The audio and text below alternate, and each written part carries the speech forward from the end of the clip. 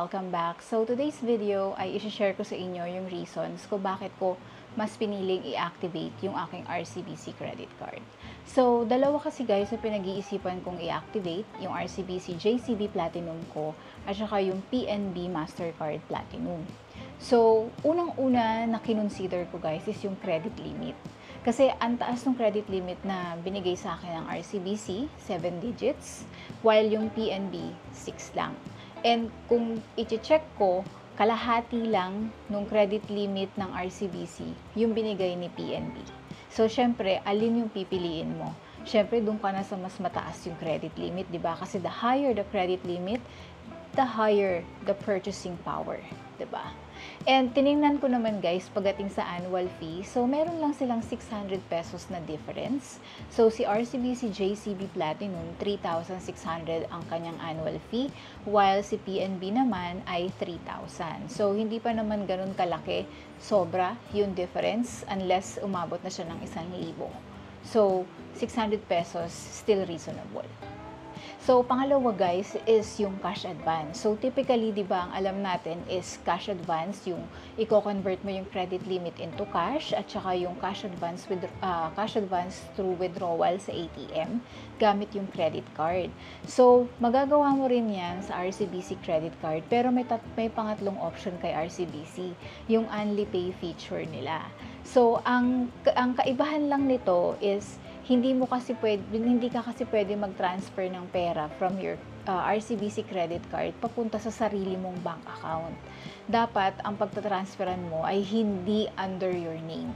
Kasi yan yung policy ng Only Pay feature ni RCBC. So, hindi pwede direkta sa iyong sariling bank account. Okay?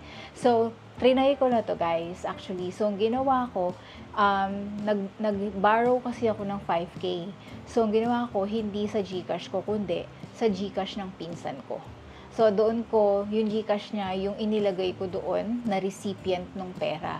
And nag-go through naman siya, and real time siya guys. Pasok agad. Magre-reflect agad siya doon sa account. Kasi na-receive agad ng pinsan ko after successful processing sa RCBC Pulse app. Okay? Sa app mo lang yan mapaprocess. And meron siyang 3% na transaction fee. So, kukunin mo lang yung 3% nung amount na hiniram mo. So, in my case, 5,000. So, 150 yung aking transaction fee. Okay? So, now, ano yung kaibahan niya sa cash advance na alam natin? Alam nyo naman na ang convert ng credit limit into cash ay dumadaan pa yan sa approval ng bangko at saka may processing days, 'di ba? And yung cash advance na withdrawal sa ATM naman, kailangan mo naman ng cash advance PIN. So pag wala ka pa nun, hindi mo rin 'yun magagamit, 'di ba? Hindi ka rin makakapag-withdraw sa ATM. And ang pangit pa doon kasi yung cash advance na withdrawal sa ATM, ang daming charges. Merong cash advance fee na 200 per withdrawal, tapos may interest na yun. Tumatakbo pa yung interest from the date na nag-post yung cash advance transaction mo up to your credit card cut-off date. So, medyo nakakahilo ang charges. While yung Only Pay feature, 3% lang nung amount na hiniram mo. So, yun lang yung babayaran mo on top of the amount you borrowed. And ang maganda pa, pwede mo pa siyang i-convert into installment doon lang din mismo sa RCBC Pulse app. No, hindi mo na kailangan tumawag-tawag pa. So, kasi doon sa app, may makikita ka doon na kulay red na font, nakalagay convert to installment. So, pag clinic mo yon, lalabas yung mga options kung ano yung mga terms na pipiliin mo. It's either 3 months, 6 months, 12 months, 18, 24, or even 36 months. Okay? So, yun yung mga payment term options na pwede mong piliin para i-convert mo yung in-only pay mo into installment. Pag kinonvert mo yun, mawi-waive naman yung transaction fee. 'Di ba? Ang galing. So, kaya lang guys dapat yan kung magkano yung in-only pay mo, dapat yan babayaran mo in full pagdating ng due date mo. Dahil pag hindi mo binayaran yan ng in full, magkakaroon yan ng interest.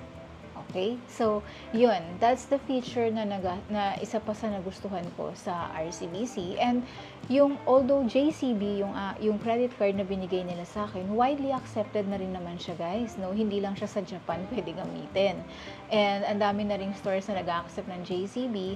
And ang maganda pa dyan is may complimentary access din siya, no, sa Lounge International. So, I think yun yung mga features niya na nagustuhan ko, no? And syempre yung credit limit nga. Winner. So, yun. And that's it, guys. Yun lang talaga yung gusto kong i-share sa inyo. Baka nag-iisip kayo, no, kung i-activate nyo ba yung RCBC credit card nyo o hindi. I-consider nyo yun, yung credit limit, at saka yung OnlyPay feature na magandang gamitin. Okay? So, maraming salamat sa panonood. If may question kayo, leave your comment below. And see you again in my next. Bye!